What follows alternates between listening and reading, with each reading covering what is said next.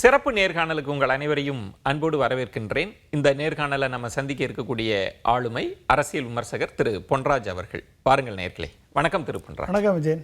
நம்மளும் அவ்வப்போது தமிழக அரசியல் சூழல், தேர்தல் நிலவரம் இது குறித்தெல்லாம் நம்ம பேசிகிட்டே இருக்கிறோம். அண்மையில் இப்போ பேசப்பட்டது அப்படின்றது திரு அமித்ஷா அவர்களை எதிர்க்கட்சி தலைவர் திரு எடப்பாடி பழனிசாமி அவர்கள் சந்தித்தது. அதற்கு பின்னணியில் நிறைய பேசப்பட்டது. அந்த சந்திப்பு, அதன் பின்னணியை நீங்கள் எப்படி புரிஞ்சுக்கிறீங்க, எப்படி பார்க்குறீங்க? அது அவர் கூட்டணி அவருடைய கட்சி தலைமையை சந்திக்க போயிருக்கார். கட்சி தலைமையை அவர் தான் தலைமை, அமித்ஷா தான் தலைமை அதிமுகவிற்கு. எனவே அவர் தலைவரை சந்திக்க போகிறதுல எந்த விதமான ஆட்சேபனை இல்லை. அவர் போயிருக்காரு. கூட அவருடைய எதிர்கட்சி அவருடைய அமைச்சர்களை எல்லாம் கூட்டு போயிருக்காரு. கூட்டு போய் சிபி ராதாகிருஷ்ணனுக்கு வாழ்த்து சொல்லிட்டு அமித்ஷாவை சந்தித்திருக்கிறார். இவர் அதற்கு பிறகு ஒரு 20 நிமிஷம் சந்தித்ததா கேள்வி. தனியாக சந்திப்பு நடந்ததா கேள்வி. வெளியே வரும்போதும் முகத்தை மூடிட்டு வந்ததாகவும் சில விசுவல்ஸ் எல்லாம் பார்த்தாங்க. அது என்னன்னு புரியல. அது உண்மையில என்ன நடந்ததுன்னு நமக்கு தெரியல. ஒருவேளை அமித்ஷா அங்கே கடுமையாக ஏதாவது எடப்பாடி எச்சரித்து அனுப்பியிருப்பாரோ என்னமோ தெரியல. இதுவரைக்கும் அவர்கிட்ட இருந்து எந்த விதமான மீட்டிங்கில் என்ன நடந்தது என்பதை பற்றி வெளிப்படையான ஒரு அறிக்கையும் வரலை. என்ன பிரச்சனை அப்படின்னா, அதிமுகவை புரட்சித் தலைவர் எம்ஜிஆர் அவர்களும் செல்வி ஜெயலலிதா அவர்களும் ஒரு மிகப்பெரிய ஒரு கட்சியாக, நீண்ட நாட்கள் ஆட்சியில் இருந்த கட்சியாக, ஏழை எளிய மக்கள், பாட்டாளி மக்களுக்கான கட்சியாக அதை உருவாக்கி வைத்திருந்தார்கள். அவர்கள் மக்களை நாடித்தான் சென்று தனது அங்கீகாரத்தை பெற்றார்கள். டெல்லியை நாடி சென்று அங்கீகாரத்தை பெறவில்லை. இங்கே அப்படியே தலைகீழாக நடக்குது. மக்களை நாடி சென்று அங்கீகாரத்தை பெறுவதை விட்டுவிட்டு டெல்லியை நாடி சென்று உத்தரவுகளை பெறுவதற்கு தவம் கிடக்கிறார்கள் அதிமுகவில் இருப்பவர்கள். இப்போ இதில் கொஞ்சம் கடுமையாக சொல்லணும் அப்படின்னா, அமித்ஷாவும் மோடியும் நமக்கு வாய்த்த அடிமைகள் மிக சிறந்த அடிமைகள் என்று சொல்வதற்கு மிக வாய்ப்பாக மக்கள் அப்படி பேசுவதற்கான ஒரு சூழலை இவர்கள் ஏற்படுத்தி கொடுக்கிறார்கள். நீங்கள் உங்கள் பார்வையில் அவர் ஒரு கூட்டணி கட்சியினுடைய தலைவராக இருக்கிறார். அவர் தான் அமித்ஷா அவர்கள் பாஜக சார்பாக பார்க்குறாரு. இங்கே தமிழ்நாட்டுக்கு இவர் தான் தலைவர்னு அவரே சொல்லியிருக்கிறார். இதை ஒரு 2 கூட்டணி கட்சி தலைவர்கள் சந்தித்து கொண்டார்கள்னு சொல்லாமல் அவர் கட்சி தலைமைன்னு சொல்வது இங்கே இருக்கிற ஒரு நெரேட்டிவ் செட் பண்ணுறாங்கல்ல, அதையே தான் நீங்களும் நெரேட்டிவ் செட் பண்ணுறது இல்லைங்க. ஒரு அண்ணா திராவிட முன்னேற்ற கழகத்தை கூட்டணியை டிசைட் பண்ணது யார்? அமித்ஷா. அப்போ கூட்டணியை டிசைட் பண்ணும்போது இவர் ஏதாவது பேசினாரா? இவர் பேச வாய்ப்பு கொடுக்கப்பட்டதா? இல்லை. தொடர்ந்து அமித்ஷா இன்றைக்கு வரைக்கும் என்டிஏ கூட்டணி ஆட்சி, என்டிஏ பங்கு வரும் ஆட்சின்னு தான் சொல்லிட்டு இருக்காரு. எடப்பாடி தொடர்ந்து சொல்லிட்டு இருக்காரு, இது அதிமுகவின் தனிப்பட்ட ஆட்சி, தனி பெரும்பான்மை ஆட்சின்னு இவர் தொடர்ந்து சொல்லிட்டு இருக்காரு. இப்போ எங்கே டிஸ்கனெக்ட் ஆகும்? அது டிஸ்கனெக்டாக தானே இருக்குது. அப்போ இந்த டிஸ்கனெக்டை இந்த முறை சரி செய்வதற்கு ஒருவேளை எடப்பாடி அவர்கள் அங்கே அமித்ஷாட்ட போய், நாங்கள் கூட்டணி ஆட்சிக்கு ஒத்துக்கிற முடியாது, நாங்கள் அதிமுக பெரும்பான்மை இடங்களில் நிற்கும், அதிமுக பெரும்பான்மை இடங்களில் ஜெயிக்கும், பிஜேபிக்கு நாங்கள் கொடுக்குற சீட்டை தான் நீங்கள் வாங்கிக்கணும், நாங்கள் தான் தனித்து ஆட்சி அமைப்போம் என்ற மெசேஜை அமித்ஷாவுக்கு கம்யூனிகேட் பண்ணியிருக்கணும். ஒரு பாசிபிலிட்டி ஒருவேளை பண்ணியிருக்க வாய்ப்பு இருக்குமா?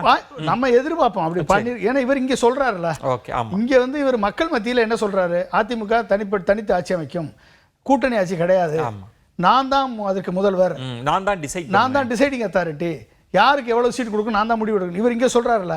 இதை போய் அங்கே அமித்ஷாட்ட ஒரு வேளை சொல்லியிருக்கணும். சொல்லியிருந்தா அமித்ஷாவோட ரியாக்ஷன் என்னன்னு நம்மளுக்கு தெரியாது.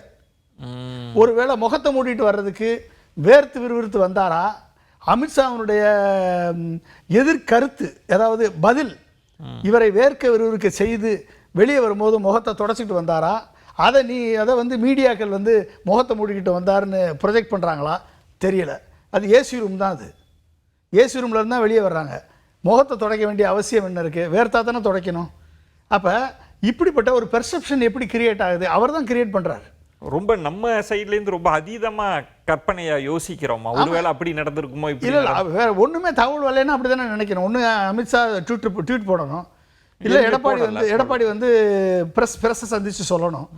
2 பேரும் ஒன்றும் சொல்லலைன்னா அப்போ யூகங்கள் தானே உங்களுக்கு கிளம்பும். ஆனால் நீங்கள் சொல்கிறீங்க, அப்படி யூகத்தை பலரும் சொல்கிறாங்க. ஆனால் இன்னொரு புறம் பார்த்தீங்கன்னா, அமித்ஷா அவர்களை சந்திக்கிறதுக்கு முதல் நாள் இரவு அண்ணா அவர்களுக்கான அந்த கூட்டத்தில் மிக கடுமையாக பேசுகிறாங்க இபிஎஸ் அவங்க. அதில் அவர் சொன்ன முக்கியமான வார்த்தை, என்னை யாரும் மிரட்டவே முடியாது, எனக்கு வந்து தன்மானம் தான் முக்கியம், ஆட்சி அதிகாரம்லாம் முக்கியமே இல்லைன்னு சொல்றாருல, அது கிட்டத்தட்ட அது டெல்லிக்கு கொடுக்கப்பட்ட செய்தியா நம்ம புரிஞ்சுக்க கூடாது. இருக்கலாம். ஒருவேளை அது அப்படி அவர் இதே செய்தி எனக்கு தன்மானம் தான் முக்கியம், என்னை நீங்க மிரட்ட முடியாது, அமித்ஷாட்ட நேரடியாக கூட சொல்லியிருக்கலாம்.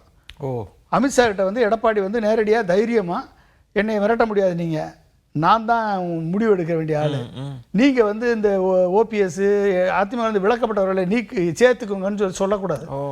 சொன்னா நான் கூட்டணியில் இருக்க மாட்டேன், கூட்டணி இப்பயே முடிச்சிருவேன் அப்படின்னு கூட அமித்ஷாவை எடப்பாடி மிரட்டியிருக்கலாம். அதுவும் நடந்திருக்கலாம். அமித்ஷா மிரட்டி அமித்ஷா பயந்து போய் ட்வீட் போடாம உட்காந்துருக்கலாம். இதுக்கும் வாய்ப்பு இருக்கு. அதுக்கும் வாய்ப்பு இருக்குல்ல. நம்ம இதை மட்டும் நினைக்க கூடாதுல்ல. அதுக்கும் வாய்ப்பு இருக்கு. இல்லைன்னா அமித்ஷா வந்து 20 நிமிஷம் தனியா கூப்பிட்டு வச்சு இவர் வேக்கிற அளவுக்கு மிரட்டி விட்டு போறோ என்னமோன்ற அதுக்கு ஒரு செகண்ட் ஆப்ஷன் இருக்கு. செகண்ட் ஆப்ஷன் தான் முதல்ல நம்ம பார்த்தோம். அவர் வேர்க்கிற அளவுக்கு மிரட்டி இருக்காரு அப்படின்னா அமித்ஷா என்ன சொல்லியிருப்பாரு? ஏன் திரு பொன்ராஜ் வந்து அமித்ஷா உள்துறை அமைச்சர், இவர் வந்து எதிர்க்கட்சி தலைவர், இன்னும் கொஞ்சம் நெருக்கமா போய் பார்த்தா 2 பேருமே கூட்டணி கட்சி தலைவர்களா இருக்கிறப்ப இப்படி ஒரு சந்திப்பு நடக்கிறப்பெல்லாம் ஏன் இப்படி ஒரு மிரட்டல், இவர் மிரட்டி இருக்கலாமா? ஏன் இது இப்போ ராகுல் காந்தியும் ஸ்டாலினும் சந்திக்கிறப்ப இந்த பேச்சு வரல, சோனியா காந்தியும் ஸ்டாலினும் சந்திச்சா, ஆனா அமித்ஷாவோட சந்திப்புன்றதுக்கு மட்டும் ஏன் இப்படி ஊடகங்கள் எப்படி வருது? இதை எப்படி புரிஞ்சுக்கிறது? அமித்ஷா அவங்களுடைய வரலாறு, அவர்கள் யாரெல்லாம் மிரட்டி கூட்டணி இதில் வரைக்கும் கூட்டணியில் சேர்த்தாங்களோ, யாரெல்லாம் ஊழல் குற்றச்சாட்டு சொல்லி இடி ரைடு விட்டு அந்த யார் மேலே ஊழல் குற்றச்சாட்டு சொன்னாங்களோ அவங்கள பிஜேபியில் சேர்த்த உடனே வாஷிங் மிஷினில் போட்டு க்ளீன் ஆனது மாதிரி அதுக்கப்புறம் அந்த வழக்கெல்லாம் ஊற்றி மூடப்பட்டதோ இது அவருடைய வரலாறு. அதனால தான் நம்ம அந்த மாதிரியான ஒரு சிந்தனை செய்வதற்கான வாய்ப்புகளை அவங்க தான் கொடுக்குறாங்க, நம்ம ஒன்றும் சிந்திக்கல. அது மாதிரி பழைய சம்பவங்களை வச்சு தான் நம்ம இப்படி நடந்திருக்கலாம் அப்படின்ற வாய்ப்பு இருக்கு. திரும்ப அமித்ஷா அவர்கள் வந்து 39% எங்களுக்கு இருக்கு ஏடிஎம்கேக்கும் என்டிஏ கூட்டணிக்கும், அந்த 39% நாங்கள் வந்து தமிழகத்தில் ஆட்சியை பிடிப்போம்னு இப்ப ரீசெண்டா திருநெல்வேலிக்கோ தூத்துக்குடிக்கோ வந்து பேசிட்டு போனார். பூத் கமிட்டி மீட்டிங்ல சொன்னாரு. அப்ப அவருடைய நம்பிக்கையை பொய்யாக்குவதற்கு, நம்பிக்கையை வந்து சிதைப்பதற்கு எடப்பாடி அவர்கள் சிதைத்து விட்டார் என்று தான் சொல்லணும். எப்படி சிதைத்து விட்டார்? 18% வாக்கு என்டிஏ வாக்கு, ஓபிஎஸ்ஸை சேர்க்க மாட்டேன், டிடிவியை சேர்க்க மாட்டேன், பாடல் மக்கள் கட்சி ஆல்ரெடி அவுட்டு, எங்கே எப்போ வர போகிறாங்க, யார் வர போகிறாங்க, எந்த ஃபேக்ஷன் வரப்போகுது தெரியாது, தேமுதிக இல்லை, இப்போ எல்லாம் போச்சு அப்படின்னா அண்ணாமலையை எடப்பாடியினுடைய வற்புறுத்தலின் பேரில் அண்ணாமலை தூக்கி எறியப்பட்டார், ரிமூவ் பண்ணப்பட்டார். அண்ணாமலையை இன்னைக்கு போய் அவர் நேற்று தான் வம்பா கூட்டிகிட்டு வந்து உட்கார வச்சுருக்காங்க. அதுவும் அவர் மேலே ஒரு ஊழல் குற்றச்சாட்டு கொடுத்ததே பிஜேபிக்காரர்கள் தான். 80 கோடி நிலத்தை வாங்கிட்டாருன்ற நம்மளாம் ஒன்றும் சொல்லலை, அது பிஜேபிக்காரர்கள் தான் அவர் மேலே ஒரு குற்றச்சாட்டை வச்சு நீ வந்து தனியாக ஒதுங்கி நிற்கக்கூடாது, தனியாக ஒதுங்கி நின்னா நான் வந்து ஊழல் குற்றச்சாட்டு சொல்லி உன்னுடைய எதிர்காலத்தையே பாழ வைக்கிடுவேன், திரும்பி கட்சி ஆரம்பிக்கணும்னு நினைக்கவும் கூடாது, தனியாக ஒதுங்கி நிற்கக்கூடாது, நாங்கள் சொல்கிறத கேட்கணும்னு சொல்லி ஒரு நெரேட்டிவை செட் பண்ணி இன்றைக்கி ஊழல் குற்றச்சாட்டுக்கு ஆளாகி இன்றைக்கி அண்ணாமலை இன்றைக்கி இழுத்து வரப்பட்டிருக்கிறார். சந்தோஷ் போய் கூட்டு வந்தார். பலர் என்ன சொன்னாங்கன்னா வீட்டிற்கே சென்று இன்வைட் பண்ணி அழைத்து வந்தார்கள், நீங்க வந்து இழுத்து வந்தா வராத 5 மணி நேரம் வராத வர இழுத்து தானே வந்திருக்கணும்.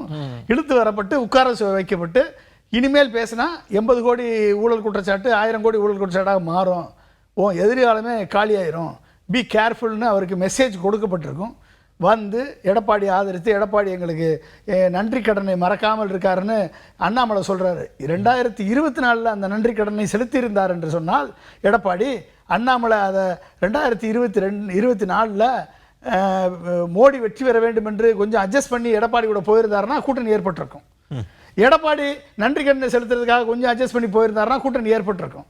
2 பேரும் சேர்ந்து மோடியினுடைய வாய்ப்புகளை கெடுத்து விட்டார்கள். அண்ணாமலையும் கெடுத்துட்டாரு, எடப்பாடியும் கெடுத்துட்டாரு. இதுல திரு பொன்ராஜ் நீங்க சுட்டிக்காட்டின அந்த புள்ளியை கொஞ்சம் கூர்மையா கவனிச்சா திரு இபிஎஸ் அவங்க என்ன பேசுறாங்கன்னா, பாஜக ஒரு நாளும் எங்களை மிரட்டினதே கிடையாது, இன்னும் சொல்லணும்னா ஜெயலலிதா மறைவுக்கு பிறகு அந்த 4.5 ஆண்டு கால ஆட்சியை காப்பாற்றி கொடுத்ததே பாஜக தான், நாங்க வந்து நன்றி கடனோட இருக்கிறோம் அப்படின்னு ஒரு பக்கம் பாஜகவை புகழ்ந்து பேசுறார், அந்த உறவை பேணணும்னு ஆசைப்படுறார். இன்னொரு பக்கம் ஓபிஎஸ் டிடிவி எல்லாம் துரோகின்றார், இந்த ஆட்சிக்கு எதிராக செங்கோட்டையன் அவர்களை மறைமுகமா கைக்கூலி அப்படின்லாம் பயன்படுத்துறாரு. இது ரெண்டையுமே சொல்றத எப்படி புரிஞ்சுக்கிறது? பிஜேபி தான் ஆட்சியை காப்பாற்றி கொடுத்தது அப்படின்னா பிஜேபி எம்எல்ஏக்கள் இவருக்கு ஓட்டு போட்டாங்களா? இல்ல, அது ஒன்றும் இல்லை. அப்ப ஓபிஎஸ் எம்எல்ஏக்கள் ஆதரவு கொடுத்த பிறகுதானே இவர் ஆட்சி நினைச்சது. ஓபிஎஸ் சப்போர்ட் பண்ண சொன்னது மோடியா இருக்கலாம், ஓபிஎஸ்ஸை தர்மயுத்தம் சொன்னது குருமூர்த்தியாக இருக்கலாம், ஓபிஎஸ்ஸை சப்போர்ட் பண்ணி நீங்கள் துணை முதலமைச்சர் ஆகுங்கன்னு சொன்னது மோடி. அவர் சொன்னது தான் நான் பண்ணேன்னு ஓபிஎஸ் ஒத்துக்கிட்டார். அப்போ காப்பாற்றி கொடுத்தவர் மோடி அப்படின்னா ஓபிஎஸ் என்ன ரோலு? ஓபிஎஸ் இல்லாமல், ஓபிஎஸ்டைய சப்போர்ட் இல்லாமல் 4.5 ஆண்டு காலம் நீங்கள் ஆட்சியில் வந்துட்டீங்களா? நீங்கள் ஆட்சி அதிகாரம் வந்த உடனே ஆட்சி அதிகாரத்துக்கு கொடுத்த சசிகலா அவர்களையே நீங்கள் கட்சியிலேருந்து நீக்கிட்டீங்க. உங்களுக்கு சசிகலாவுக்கு என்ன பிரச்சனை? என்ன பிரச்சனை? ஊழல் பணத்தை எங்கே கொடுக்கறது, யார்கிட்ட கொடுக்கறது, எல்லாம் நம்மளா பகிர்ந்துக்கிறதா இல்லை கொடுக்கறதா? இதான பிரச்சனை, இதான பிரச்சனை. நீங்கள் சொல்கிறீங்க, ஆனால் அவங்க சொன்ன விளக்கம் தொண்டர்கள் ஏற்றுக்கலை. தொண்டர்கள் யார்? தொண்டர்கள்ட்ட கருத்து கேட்டாரா? தொண்டர்கள்ட்ட வாக்கு கேட்டாரா? எம்ஜிஆர் சொன்ன பைலாவே தூக்கி எறிஞ்சிட்டு தொண்டர்கள் மூலமாக தான் பொதுச்செயலாளர் தேர்ந்தெடுக்கப்பட வேண்டும் என்று சொன்ன பைலாவே தூக்கி எறிஞ்சிட்டு பொதுச்செயலாளர் ஆனவர் தானே இவர். அதே இந்த கேஸ் இன்னும் தொக்கிட்டு தானே நிற்கிது.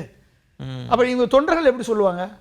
தொண்டர்கள் சொல்லியா வந்து பொதுக்குழுவை கூட்டி பன்னீர்செல்வத்தை நீக்கினார். ஏன் அந்த பன்னீர்செல்வத்தை தன்மானம் உள்ளவர் 4.5 வருஷம் ஆட்சி காலத்தில் ஓபிஎஸ் வந்து எதிர்த்து போனார், எங்களெல்லாம் எதிர்த்து போனார். அவரால் தான் நாங்கள் வந்து போனா போகுதுன்னு நாங்கள் சேர்த்துக்கிட்டோம். எப்படி போனா போகணும்? எப்படி சேர்த்தீங்க? மோடி சொல்லாமல் சேர்த்துக்கிட்டீங்களா? அவருடைய ஒத்துக்கிட்டு தானே சேர்த்துக்கிட்டீங்க. இணை ஒருங்கிணைப்பாளராக நீங்கள் இருப்பீங்க, ஒருங்கிணைப்பாளராக அவர் இருப்பார். முதலமைச்சராக நீங்கள் இருப்பீங்க, துணை முதலமைச்சர் அவர் இருப்பார். அப்போ பவர் எல்லாம் உங்கள்கிட்ட இருக்குது. அந்த பவரை வச்சுக்கிட்டு ஓபிஎஸ்ஸை டம்மி ஆக்கினீங்க. ஓபிஎஸ் பக்கம் இருந்த ஒட்டுமொத்த ஆட்களையும் உங்கள் பக்கம் இழுத்தீங்க. இவர் முனுசாமி, மற்ற செம்மலை, எல்லாரையும் உங்கள் பக்கம் இழுத்துட்டீங்க. அப்போ பவர் வந்து அப்சல்யூட்லி கரப்ட்ஸ். பவர் வந்து அப்சல்யூட்லி கரப்ட். அப்போ பவர் அப்சல்யூட்லி கரப்ட்ஸ்ன்னு சொல்லும் போதும் அதை வச்சுக்கிட்டு, பவரை வச்சுக்கிட்டு உங்கள் பக்கம் நீங்கள் இழுத்தீங்க, ஊழல் பண்ண விட்டீங்க அனைவரையுமே. அப்போ எல்லாரும் உங்கள் பக்கம் இருந்தாங்க. ஓபிஎஸ்ஸை டம்மி ஆக்கினீங்க. பதவி முடிஞ்ச உடனே எலெக்ஷனில் அவரை யூஸ் பண்ணி 60 சீட்டு வாங்கினீங்க, 60-70 சீட்டு வாங்கினீங்க. வாங்கின உடனே நீங்கள் வந்து அவரை காலி பண்ணிட்டீங்க மொத்தம். இப்போ நீங்கள் சொன்னதுலேயே இப்போ நீங்கள் இன்னொரு இடம் குறிப்பிட்டீங்களா, அமித்ஷா அவர்கள் பூத் கமிட்டி மீட்டிங்கில் நாங்கள் 18 நீங்கள் 20 38ன்னு சொன்னாங்கல்ல. அந்த 18% தான் ஓபிஎஸ் அவங்க இருக்காங்க, டிடிவி தினகரன்லாம் இருக்காங்க. இன்றைக்கி அவர் அண்ணா பிறந்தநாள் அந்த கூட்டத்தில் பேசியதை பார்த்தா இவங்க யாருமே சேர்த்துக்கிற மனநிலையிலே இல்லாத மாதிரியே இருக்கே. இல்லை, சேர்த்துக்க மாட்டார். அதனால தான் இப்போ வந்து என்னென்னா அமித்ஷா ஒரு முடிவுக்கு வந்துட்டார். இப்போ இவர் வந்து வெளியே வந்து இப்போ ஒன்றுமே பேசாமல் இருக்கக்கூடிய நிலை, முகத்தை தொடச்சிக்கிட்டு மூடிட்டு வெளியே வந்த நிலையை பார்க்கும் பொழுது அமித்ஷா வந்து இனிமேல் இது தேராதுன்ற கேஸுக்கு முடிவுக்கு வந்துட்டார். எடப்பாடியை வச்சு இனிமேல் ஜெயிக்க முடியாது. எடப்பாடியை வச்சு இனிமேல் வந்து 39% கிடையாது நம்மளுக்கு. 39% இருந்துச்சுன்னா மகாராஷ்டிராவில் எப்படி ஓட் சோரி பண்ணாங்களோ, எப்படி டெல்லியில் ஓட் சோரி பண்ணாங்களோ, எப்படி கர்நாடகாவில் ஓட் சோரி பண்ணாங்களோ, எப்படி ஒரிசாவில் ஓட் சோரி பண்ணாங்களோ, எப்படி வந்து ஹரியானாவில் ஓட் சோரி பண்ணி ஜெயிக்க வைத்தார்களோ, எப்படி ஜெகனை ஜெயிக்க வைத்தார்களோ, அதே மாதிரி எடப்பாடியை ஜெயிக்க வைக்கலாம் என்ற திட்டத்தை அமித்ஷா வகுத்து தான் அந்த 39% சொன்னார்.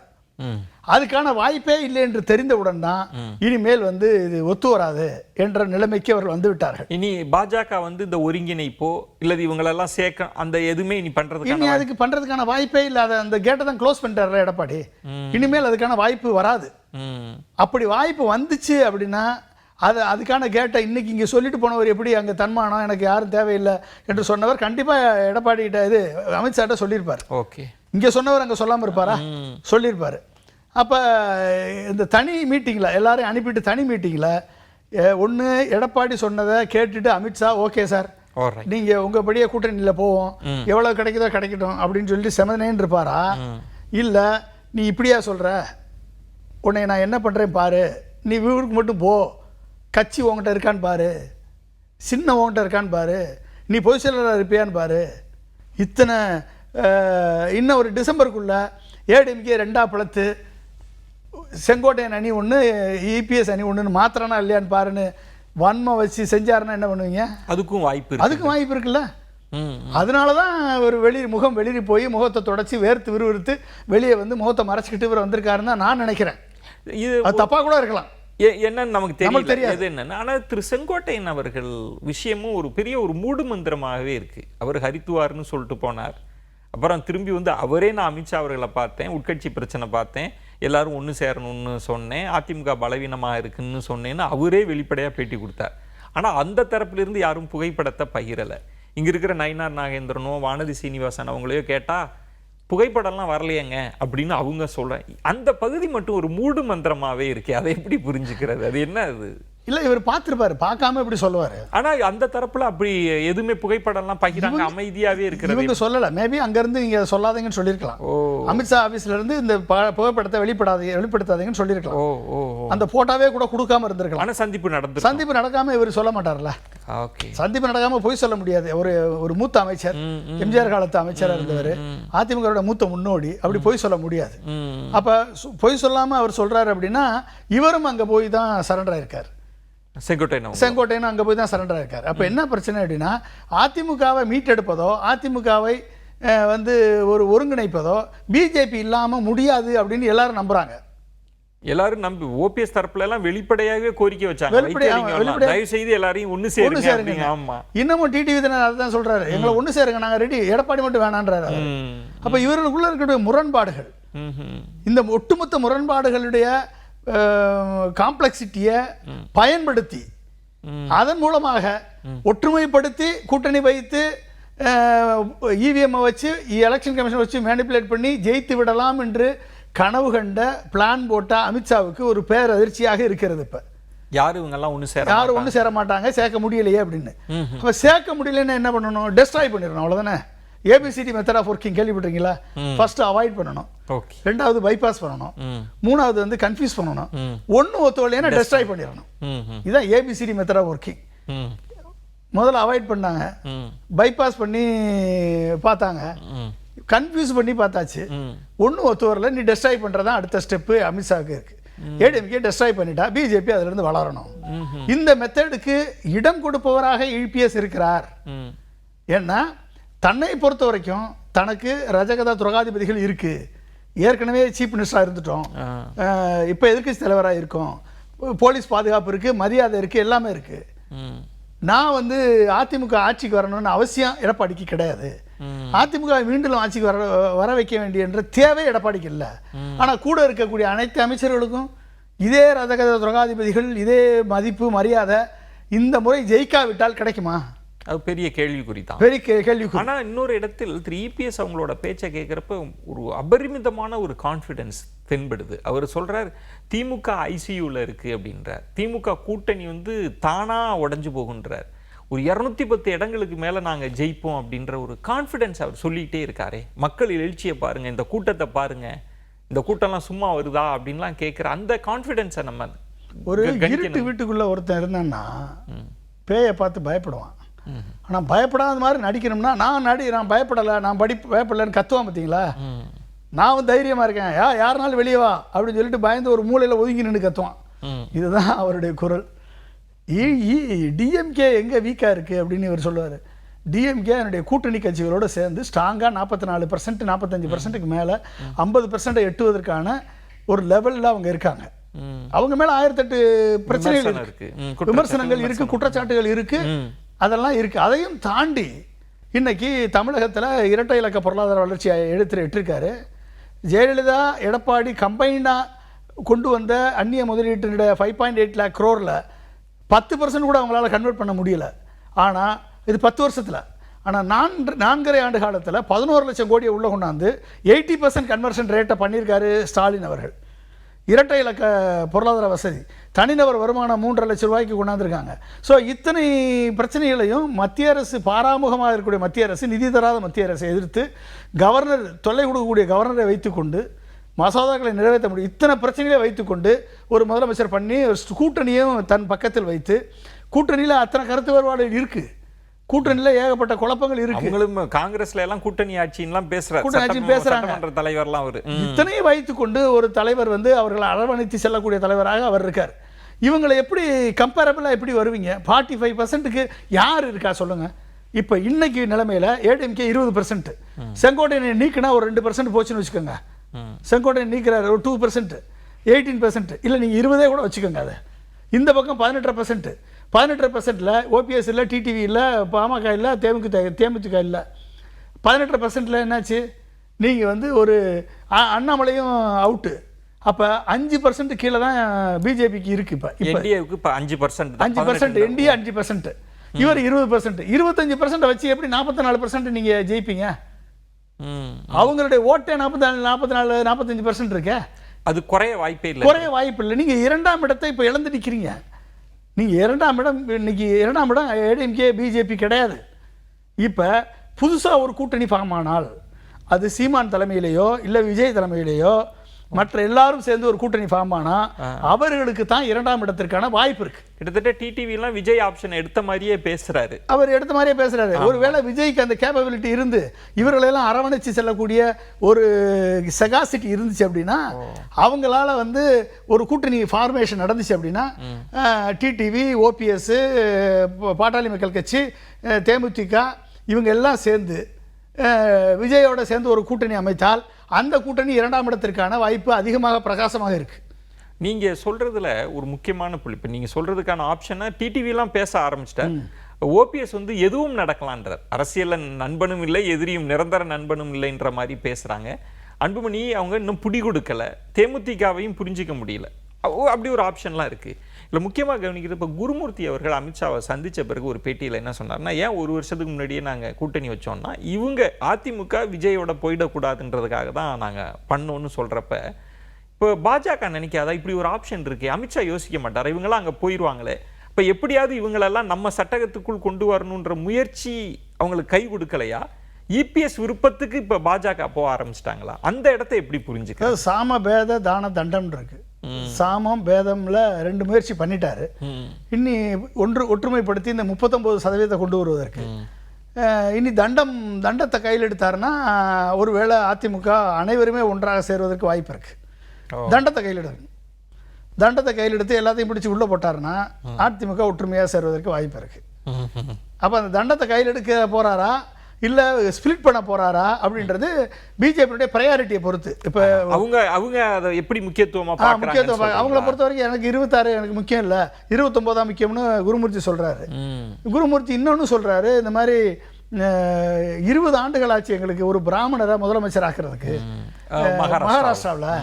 இங்க வந்து அண்ணாமலை அவசரப்பட்டாரு அப்படின்னு அவர் சொல்றாரு. அண்ணாமலைக்கு ஒரு பொறுப்பு கொடுத்தீங்க, அவர் சின்சியரா ஒர்க் பண்ணாரு. ஒர்க் பண்ணி 11% கொண்டாந்தாரு, கூட்டணி அமைச்சு 18% கொண்டாந்தாரு. Too fast. அப்ப டூ ஃபாஸ்ட்னா அவருக்கு இன்னும் அலோவ் பண்ணியிருந்தீங்கன்னா இன்னும் கூட அவரால் கொண்டாந்துருக்க முடியும். நீங்க எடப்பாடிக்காக அண்ணாமலை தூக்கி எறிஞ்சிட்டீங்களே, அப்போ உங்களை எப்படி நம்ப முடியும்? பிஜேபி வந்து சொந்த கட்சிக்காரர்களாக இருந்தாலும் ஒரு கெயின் வருது அப்படின்னா அந்த கெயினுக்காக சொந்த கட்சிக்காரர்களே சேக்ரிஃபைஸ் பண்ணக்கூடிய கட்சி தான் பிஜேபி என்பது அண்ணாமலை விவகாரத்திலே உங்களுக்கு தெரிஞ்சிருக்கும். அப்படிப்பட்டவர்கள் எப்படி அதிமுகவை சேக்ரிஃபைஸ் பண்ண மாட்டாங்க? அதிமுகவை நம்பி கழுத்திருக்க மாட்டாங்க. அண்ணாமலையே கழுத்தறுத்தவர்கள் அதிமுக இருக்க மாட்டாங்கன்ற உணர்வு கூட ஓபிஎஸ்க்கு தெரியாதா? அந்த எண்ணம் கூட டிடிவிக்கு கிடையாதா? அந்த எண்ணம் கூட சசிகலாவுக்கு கிடையாதா? அந்த எண்ணம் செங்கோட்டையனுக்கு கிடையாதா? அந்த எண்ணம் எடப்பாடி கிடையாதா? எனக்கு என்ன ஒரே கேள்வினா, எப்படிப்பட்ட கட்சி அண்ணா திராவிட முன்னேற்ற கழகம்? மக்கள் ஆதரவை பெற்ற கட்சி. இப்படிப்பட்ட கட்சியை உருவாக்கின எம்ஜிஆர், திராவிட சித்தாந்தத்தோடு உருவாக்கின எம்ஜிஆர் எத்தனை தலைவர்கள் உருவாக்கினார். ஜெயலலிதா எத்தனைப்பட்ட ஆளுமைகளை எல்லாருக்கும் பதவிக்கு வரலான்ற ஒரு சத்துவத்தை கொடுத்தார். வாக்கு வங்கியை பெரிய அளவுல உயர்த்திட்டாங்க. ஜெயலலிதா பீரியட்ல வாக்கு வங்கி பெரிய கட்சி இந்தியாவுல அவ்வளவு அளவுக்கு வாக்கு வங்கி தனித்து நின்று ஜெயிச்சாரு. தனித்து நின்று ஜெயிச்சு காமிச்சாரு. இத்தனை பண்ணதுல ஒரு தலைவன் இல்லையா? ஏடிஎம்கே பிஜேபி சார்பு இல்லாமல் நடத்துவேன் என்று சொல்வதற்கு ஒரு தலைவனுக்கு சக்தி இல்லையா அப்படின்னு நினைக்கும் போது தான் மிகவும் வருத்தமாக இருக்கு. பொறுத்திருந்து பார்க்கலாம். எல்லாரும் வெளிப்படையாக பேசுகிற போது தெரியும். அப்புறம் நமக்கு காட்சிகள் மாறுகிற போது என்ன சூழல் அப்படின்றதெல்லாம் தெரியும். நம்ம பொறுத்திருந்து பார்க்கலாம். உங்களோட விரிவான அரசியல் பார்வையை முன் வச்சிங்க. மிக்க நன்றி திருப்பன்ராஜ். மற்றொரு சிறப்பு நேர்காணலில் உங்களை சந்திக்கிறேன். அதுவரை உங்களிடமிருந்து விடைபெறுகிறேன். நன்றி, வணக்கம்.